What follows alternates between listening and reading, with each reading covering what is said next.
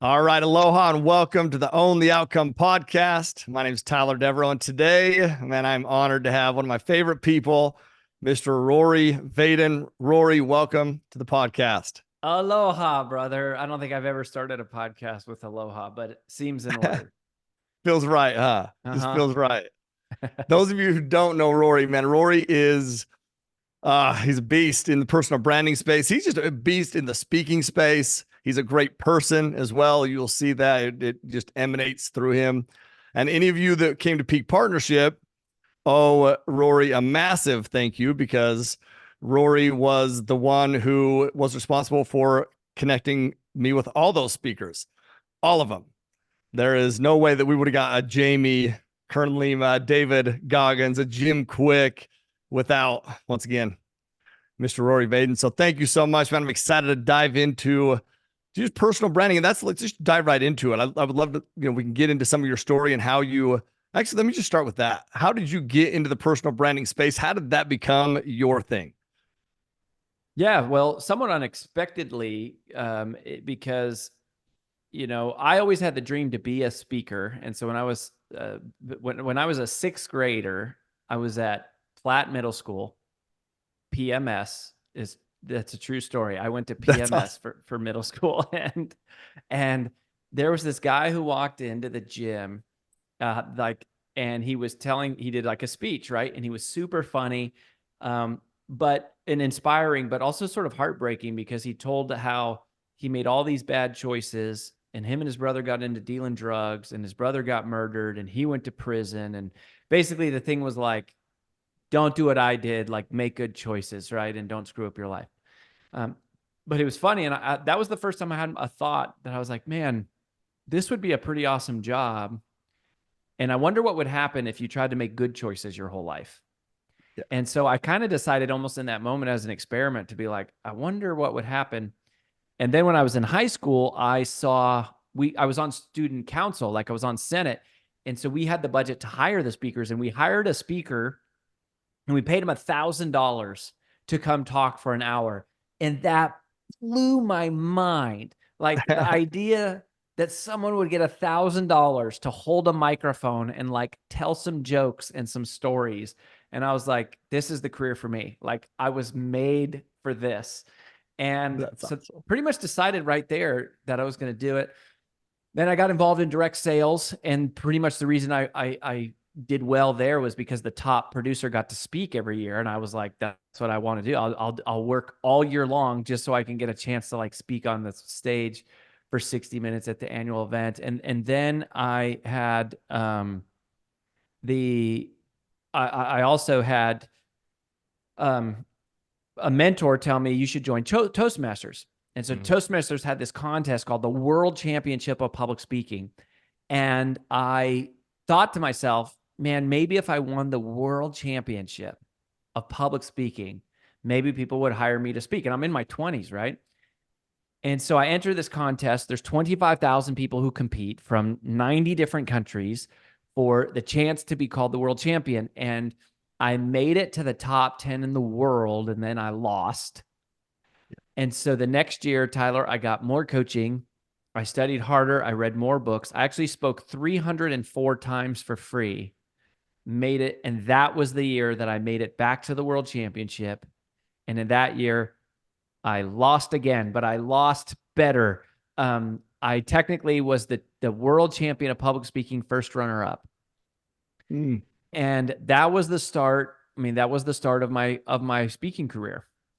And then we started a public seminar business, not that dissimilar from what you do at Multifamily Mindset, right? Like Yeah. we would do free workshops for people, we would add value, and then we would sell them a ticket to like our big event. And we built that into a multi-million-dollar business. And it was sales training, though. We were doing sales training. Mm. And then we figured out how to sell sales coaching at the events to help people succeed post the event. And that took off. And we built an 8-figure sales coaching company. We had a multi-7-figure speakers bureau. We had a multi-7-figure sales consulting. And then we had these live public events. And then we sold that company in 2018 And the day we sold that company, I got a phone call from my old friend, someone who had become an old friend. His name was Lewis Howes. And I had helped Lewis just as a buddy with his first book launch, because I hit the New York Times bestseller list the first time when I was 29 years old. And then I had kind of helped Lewis just as a friend with his first book. And then we lost touch. And he said, man, my business has grown a little bit, but I really feel like I could use your brain on helping me take my brand to the next level. Is there any chance you'd be available? And it was like, oh, well, it just so happens, I'm wide open. Yeah. And so Lewis came to our house here, and we spent 2 days together mapping everything out. And then he was the one who said, this is your new business. This is actually the thing that you were born to do. I've never experienced anyone who can speak to this part of my business in such a deep way as you have. I'm going to have you on my podcast, and we're going to tell the whole world this is your new business. I love it.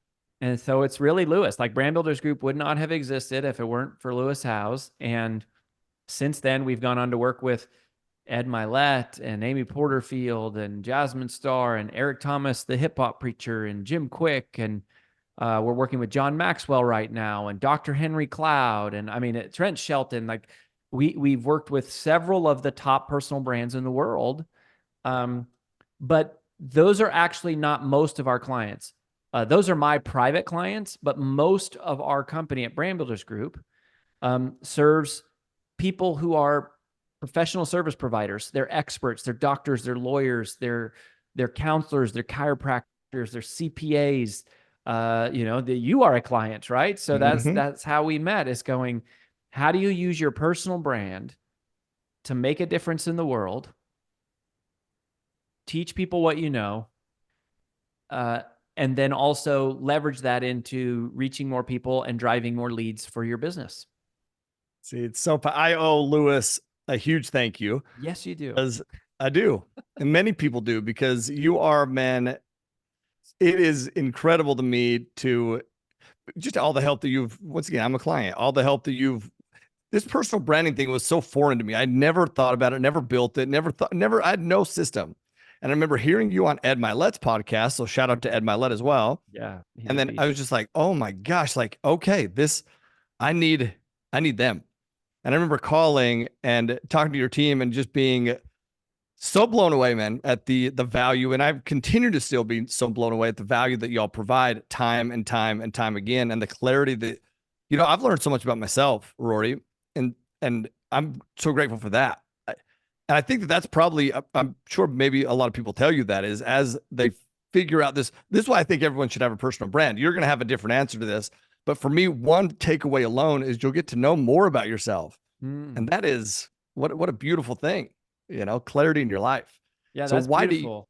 And it makes sense, right? So because the best piece of personal branding advice I've ever received, this is not a Rory Vaden quote. I wish that it was, but I'm not the one who said this. It was a gentleman named Larry Winget, who was somebody that I learned from early on. And Larry said, the goal is to simply find your uniqueness and exploit it in the service of others. Find your uniqueness and exploit it in the service of others. But Larry he was never in the business of helping people do that. He just said that's what you should do. And so when we started Brand Builders Group, that philosophy had been so impactful on me. It was like, we created a process to first help people find their uniqueness, which is a very introspective process. It is getting to know about yourself. It's asking questions like, what breaks your heart, and what makes you mad, and what have you earned the right to talk about, and what would you dedicate your life? What problem would you dedicate your life to eradicating from the world? And these kinds of deep questions. And a huge part of how we create distinction for people is we don't do competitive analysis. We don't do market analysis. We don't do anything related to what are other people doing and how can you differentiate from them?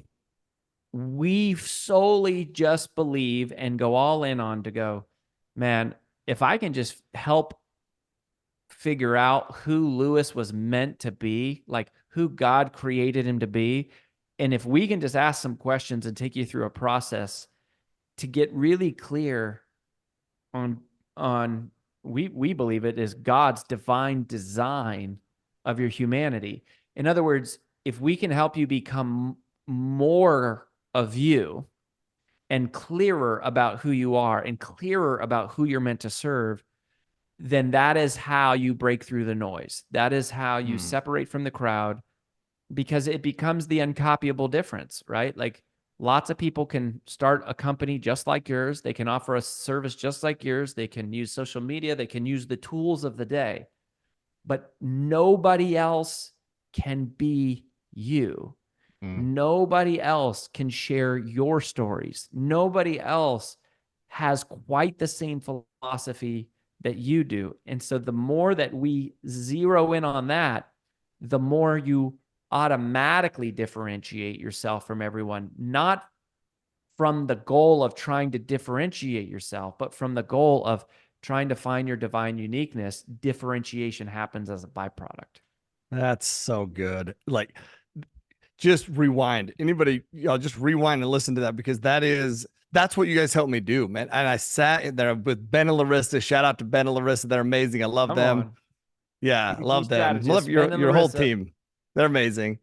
And just having them walk me through this journey it's an introspective process, and it's a powerful process. And so I'm gonna ask you, because so many people see you, Rory. You have it all, man. You have a beautiful family. You work, your wife AJ, she is an amazing person. I met her when I was in Nashville with y'all. She's your CEO. You have two beautiful kids, this thriving business. You've made all the right choices in your life, right? It's like, but you've seen struggle in your life, yes or no?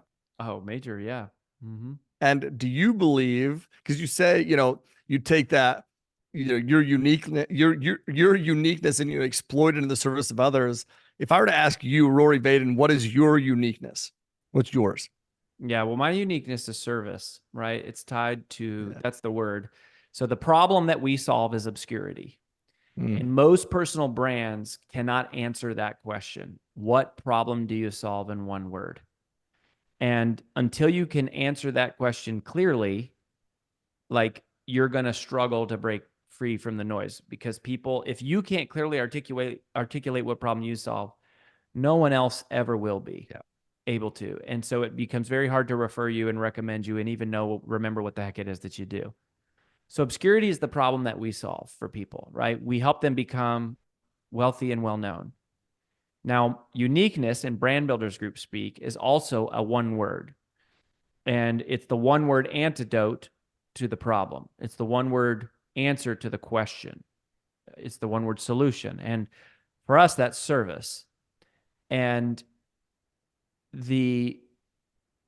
what we figured out was that if there's a shortcut to finding people's uniqueness, if there's a fast way, because really Brand Builders Group is nothing other than 14 different 2-day experiences. That's what our curriculum is, right? It's a curriculum. We're a strategy firm, and we first help you find your uniqueness, and then we teach you all the mechanisms and the mechanics and the maneuvers to exploit it in the service of others. Book launches, speaking, funnels, podcasting, training your sales team, like all of those, doing events, coaching programs, etc. But if there's a shortcut, we figured out that for all of us, you are most powerfully positioned to serve the person you once were. Say that again. Say that one again. You are most powerfully positioned to serve the person you once were. That the pattern that we found after, we didn't know this when we started with the company, but as we started working with like hundreds and a couple thousand now customers, we figured out, oh, this is the pattern. And it not only makes sense from a practical business perspective, from like a personal brand strategy, it's super pragmatic, right? You go, oh, of course, I'm most well equipped to teach people how to do the things that I have learned how to do. That's a logical business strategy. Mhm. But from a spiritual perspective, it's truly profound because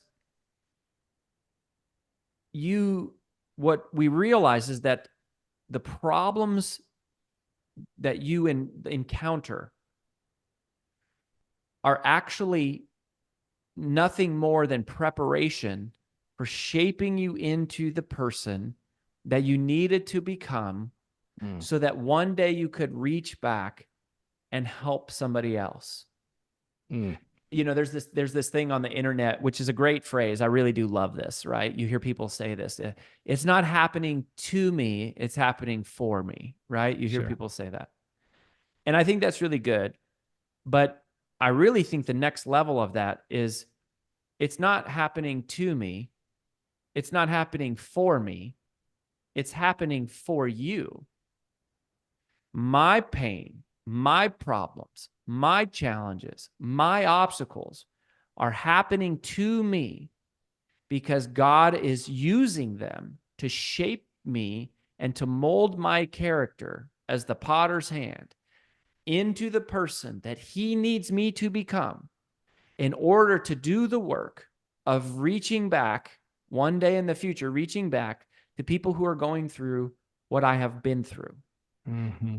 And so when we look at finding somebody's uniqueness, much of it is just around answering the question, what challenge have you conquered? What obstacle have you overcome? What setback have you survived? What tragedy have you triumphed over? Because whatever that thing is the thing that you are most powerfully positioned to reach back and help somebody else. And you go, it's not just a brand strategy. It's not just a business strategy. It is God's design. And, if you're I'm a hardcore Bible thumping Jesus freak, and you don't have to be to like be one of our clients or follow this stuff, but I happen to be. And I really feel confident saying this is God's design. And the reason I feel confident, I don't really feel confident ever speaking on behalf of God unless it's a verbatim quote from Jesus. And Jesus says, love God and love others. Like, this is how we love others. We serve them. And so service is what we believe is not only the antidote to obscurity, but it's also the antidote to loneliness. It's the antidote to burnout. It's the antidote to distraction. It's the antidote to ego. Um, and Jesus was like super clear about that, and he radically changed the whole world and the paradigm of the world. Whether or not you believe he was the Messiah or not, he was the person who brought this narrative of service to the world. Like before Jesus, it's like there's not a strong historical figure that has like serve the poor, serve the needy, take care of the widowed, like treat those people with dignity, spend time with the people who are the outcasts. Like Jesus radically changed the world, even, separate of whether or not he's a deity. And so you go, whether or not you believe he's the Messiah, there's a tremendous amount of power just in that principle alone. And Yeah. we do work with my private clients, especially happen to be people who are like pretty freaking successful. I mean, Ed Milet, Yeah. like he don't need my help. Like homie's got multiple jets, like hundreds of millions of dollars, hundreds of millions of followers. Like Ed Yeah. Milet was long successful before we had anything to do with it. I mean, we had like most of our clients, we have just a small thing to, small bit to do with them. But the thing about the if you're chasing money, you Yeah. never really have enough. Mm-mm. Um, and if you're achieving in general, and we're huge fans of success, we're huge fans of like, yeah, there's nothing wrong with money, there's nothing wrong with acquiring things and having nice things, and the more money you have, the more money you can give. We're fans of all that. But like, if money is the end goal, the answer to how much is enough is always like a little bit more than what I have. Yeah. Yeah. Um, and part of that's because like when you're achieving, there are wins and losses, but when you're serving, there are only wins. Mm. And Service is the one source of motivation that never goes out. And I will say with money, there's like two different schools. One is, I grew up, I was raised by a single mom. My mom got pregnant when she was 17. She had my brother. 3 years later, she was divorced from his dad. Then she had two abortions. Then she had me when she was 22 years old. And so we didn't grow up with much. And my biological father left when I was 6 months after I was born. So they were divorced. So she's a 22-year-old single mom, two kids, no college degree. And like, we didn't have much. We lived in a trailer. And so, for a while I was like, oh, I was really driven by money. But for a lot of people, it doesn't take that much money to really be satisfied. Like once you're kind of like debt free and you can order anything off the menu and you can buy whatever clothes you want without like freaking out about it, or buy gas from whatever gas station is most convenient versus like driving across town to save 5 cents on a gallon. Like you start to kind of feel wealthy. And so either with money, I find like money, you either reach that goal pretty quickly and be like, oh, it's no longer that motivating to me. Or if money is the thing that's motivating me, it's like, there's never enough. But with service, you can have it and feel deeply satisfied and also still be compelled to like do more. Yes. And that's what I think. And that's what I think personal branding is all about. So that's what I think is our uniqueness. It's the message we believe.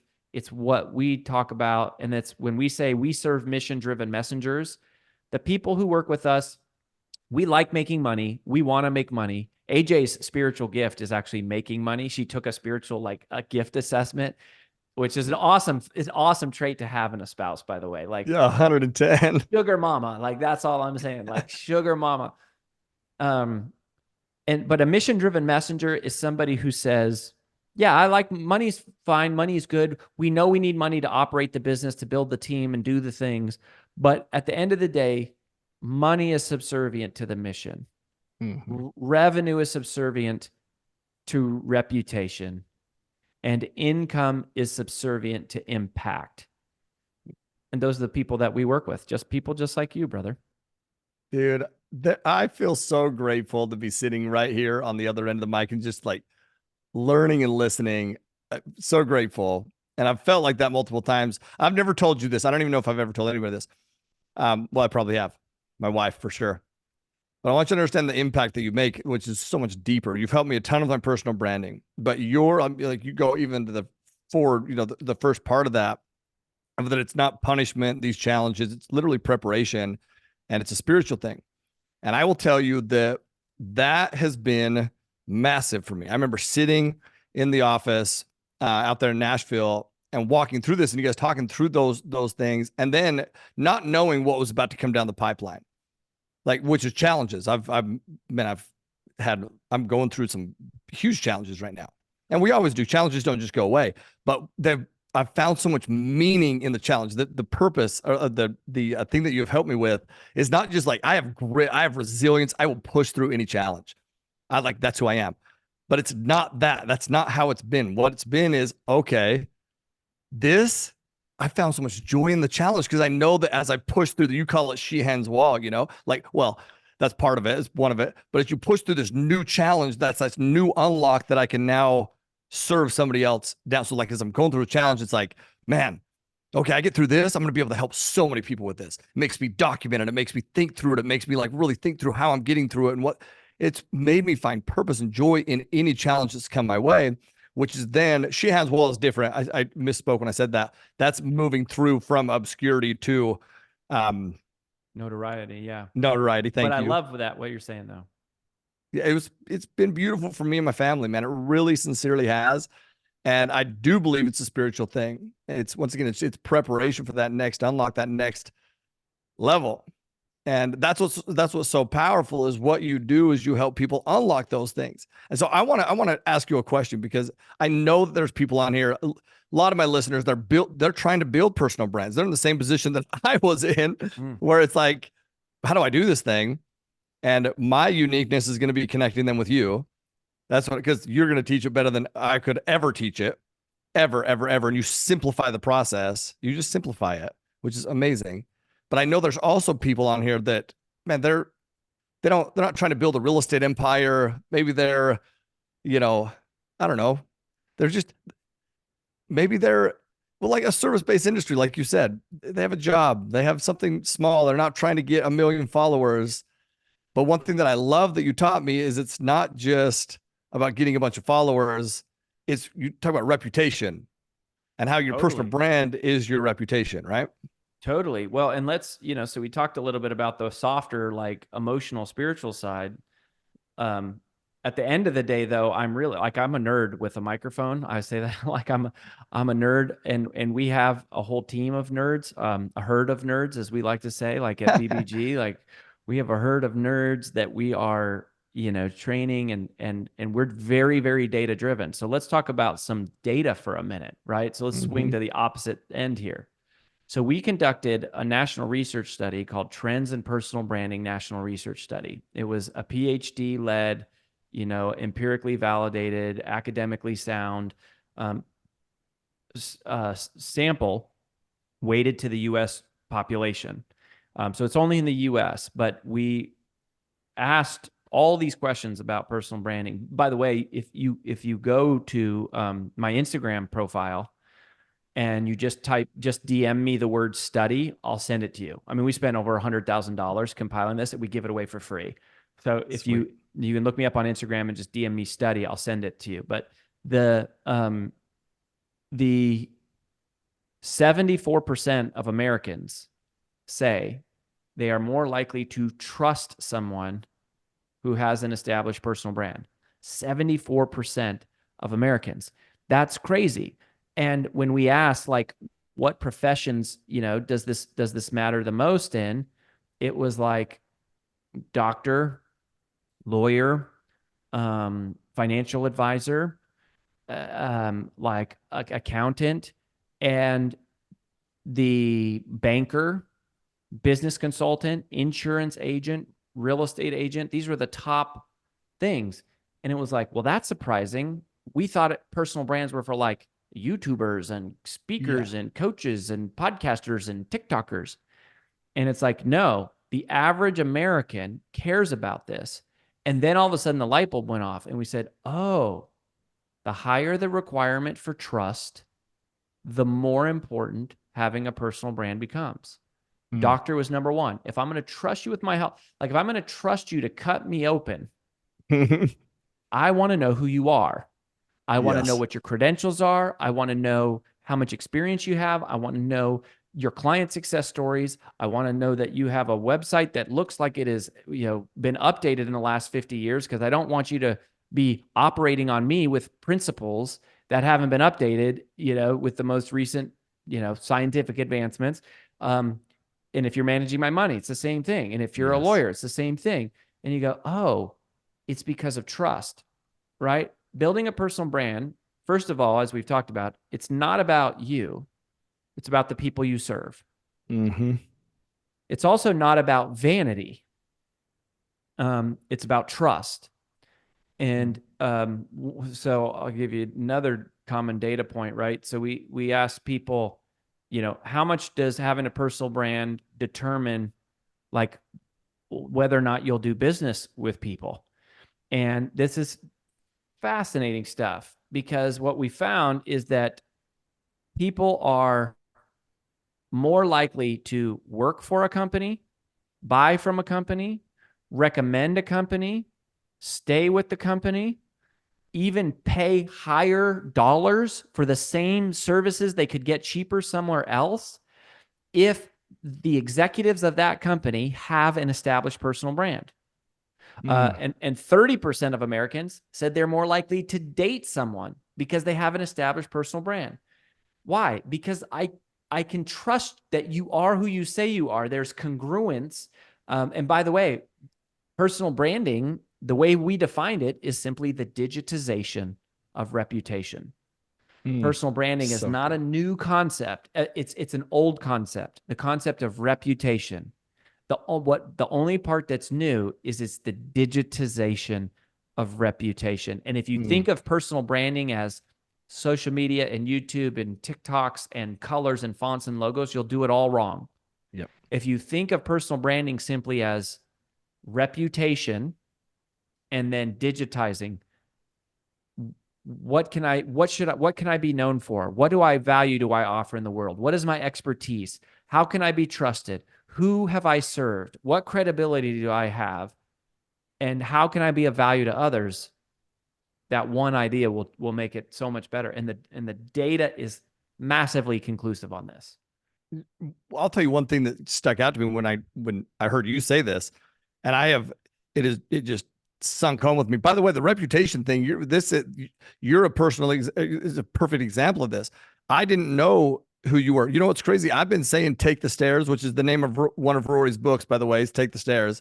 So I know a number of you have read that, and I didn't even know that it was from a book. I just heard literally that phrase, "Take the stairs." And I anytime I'm in an airport, I take the stairs and I hashtag it and I put it in there all the time. And then I realized it wasn't until I was in your office that I realized, oh my gosh, that's Rory's book. I swear on my life, I didn't even know. But then I hear about you on Ed's podcast. Ed has spoken at our events before. I'm part of Arate. I know Ed. I've listened to his stuff. He validates you immediately. But then I get on your social and I see the things you post about. And I just do a quick scan and I see that you're a man of God. You have a beautiful family that you obviously care about, and that you're definitely an expert in the space. That fast, I could determine that. And if you're going to help me build my personal brand, well, that is important. That level of trust has to be huge, because I don't want somebody that's going to help me build it that is going to be something that I'm not proud of, you know? So your personal brand immediately built the credibility to, I mean, all in. Your people that I called in, listen, I was just like, give me the card. They're telling me, you know, the different, we're going through, they're giving me my free brand call, but I'm like, I want to know, what's the top thing? I want to do that. Like, because of how much trust you had built just from who you are and what you've done and what I could see and that fast. And then obviously the validation of other people. It's a beautiful thing. You know, it's a beautiful thing. Well, thank you, buddy. I mean, I appreciate that. And you go, it's interesting to even hear you cite some of those things. Sometimes people are afraid to share those things, right? Like, I was afraid for so long to share my faith because I was like, I don't want to offend anybody and all that sort of stuff. Mm-hmm. You know, and then what happened was, you know, I actually, you know, I was like raised Catholic, and then but then when I was in college, I really struggled to believe in like the idea of God, of like, because I'm such a logical person. I'm like, what evidence is there of any of this? Like, how could you possibly believe in like eternal life and some guy resurrecting from the dead and like all this stuff? Well, I went on this 20-year journey basically in my personal life of studying what academic, you know, evidence is there, what archaeological evidence, the logic, the rationale, you know, about Jesus of Nazareth. And I became extremely convicted through that process. I became extremely convicted. I actually came to the conclusion that it takes far more faith and creativity and imagination to believe that God isn't real than to believe that he does when you look at the evidence. Mm. But it was very private to me. Yeah. Until like 2 years ago, I woke up in the middle of the night and I had this terrifying thought. And the thought was, what happens if Jasper and Liam, these are my boys, what happens if my two boys, what happened if I died? Like, if something happened to me before Jasper and Liam got old enough for me to sit down and explain to them, here's all of the academic evidence that caused me to believe in this stuff. And that scared me. And so I was like, I need to record it. I need to record this so that if I'm not here, that one day my kids will have, like, basically, you know, these years of research compiled. So at least they know why daddy believed what I believed. How could any rational, logical person believe this?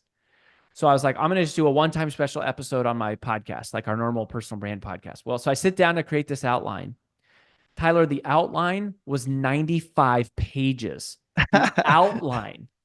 Like, this is not writing. This is the Yeah. bulleted point of points and I was like, oh my gosh, I have no idea all of these detailed analytical points that I had accumulated from various sources over time. So I recorded it, and it ended up being 15 different episodes. And so I was like, well, that's too much content for our personal branding podcast. So I dumped it all on a separate podcast. It's called Eternal Life: 7 Questions Every Intelligent Skeptic Should Ask About Jesus of Nazareth. That. Yep. Yeah.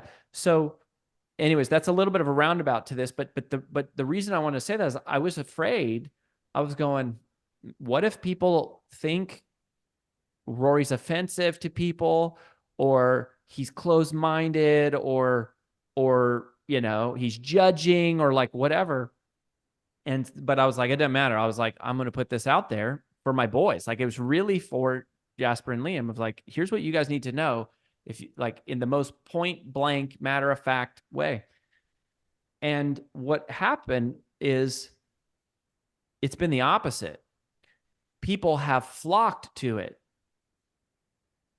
Some people who are believers, but even other people who are atheists, but they're going like, but I at least appreciate, I know where you stand, and I appreciate the courage to put it out there, and the fact that you have the evidence to support it.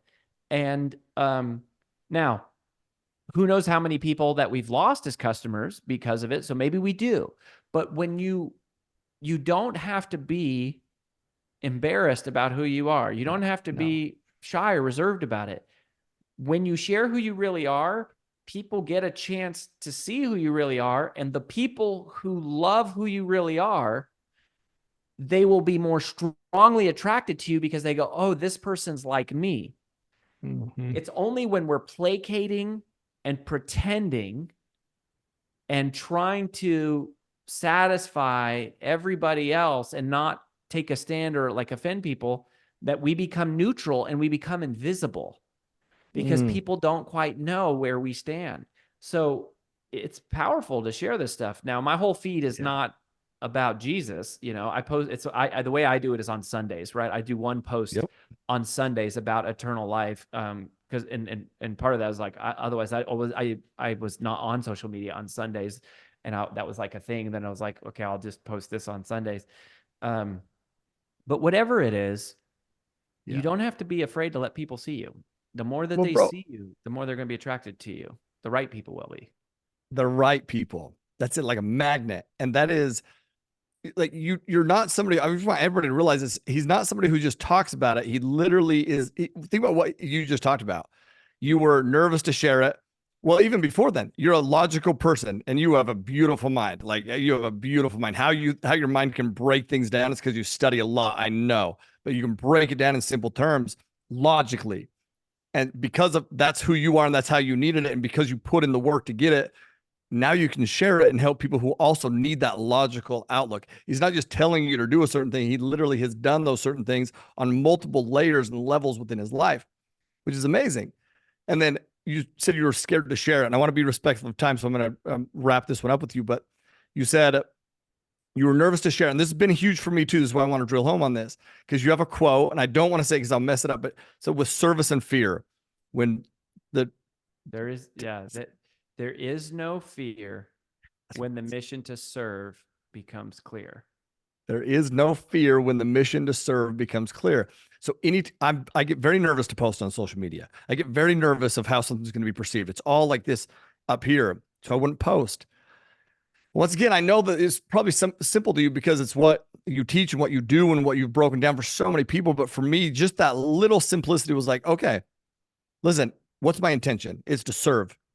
So if I'm posting something and it's not for vanity, it's not for anything but to serve, where's the fear there? That's not of God. That's of the other side. So go, put it out there. I love it. I love you for that. Right. So, yeah. Hey, I want to be respectful of your time because I know you have another one coming up. So listen, how do somebody's right now, they want to get started building their personal brand. What would you tell them to do? Yeah. So we work with people one-on-one, like we're very human relation, like company, right? So we'd love to talk to you. If you feel this calling and you want to talk to us, go to freebrandcall.com/MFM, freebrandcall.com/MFM.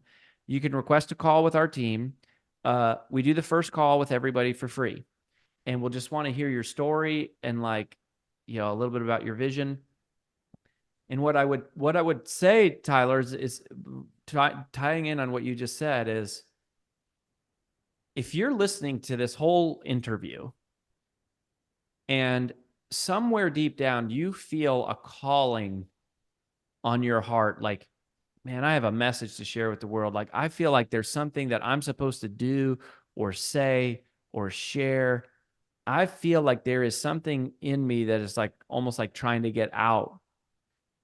What we believe is that the calling on your heart to share your story is actually the result of a signal that is being sent out by somebody else. And that is sent by someone who needs you much more than you need them. That what you are experiencing in a very scientific way is a signal that is traveling, that somebody is out there searching and seeking and begging and pleading and quite possibly literally on their hands and knees praying for answers to questions that like the back of your hand. Yes. Because you've already walked down that path. And when you realize that, you go, it would be so self-centered to not answer that call. Like if that phone rang and somebody was saying, I am desperately trying to solve this problem that you've spent your life figuring out, that you've spent the last 5 years or 10 years, or like, and you going like, sorry, I don't want to talk to you. Right. Or going, man, I have the cure for cancer, but I don't tell anyone that I have it. Think about how massive of a disservice that would be. That is how it is.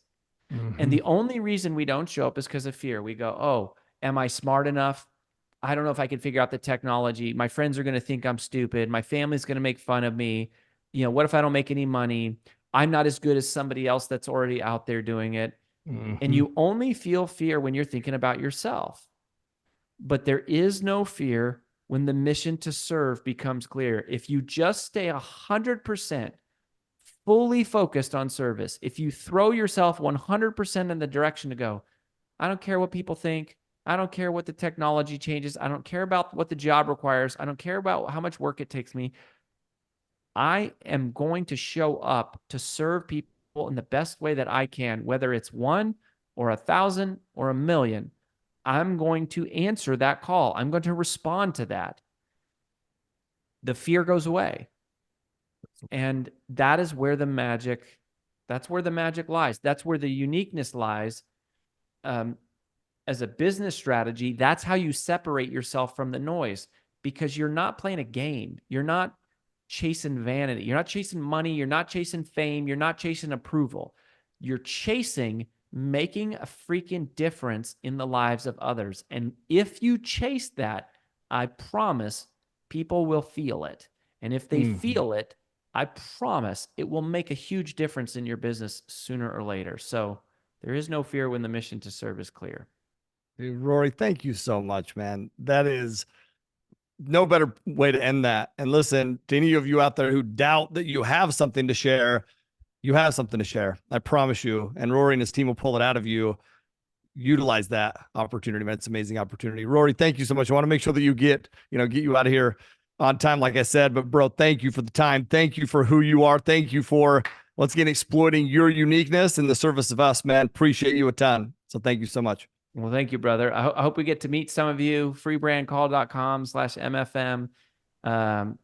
And thank you for what you do, Tyler. I mean, you're the epitome of a mission-driven messenger. So keep serving people, keep helping them. And thanks for the privilege of having me, buddy. Will do, man. Thank you so much. And everybody else out there, live always with aloha. Peace.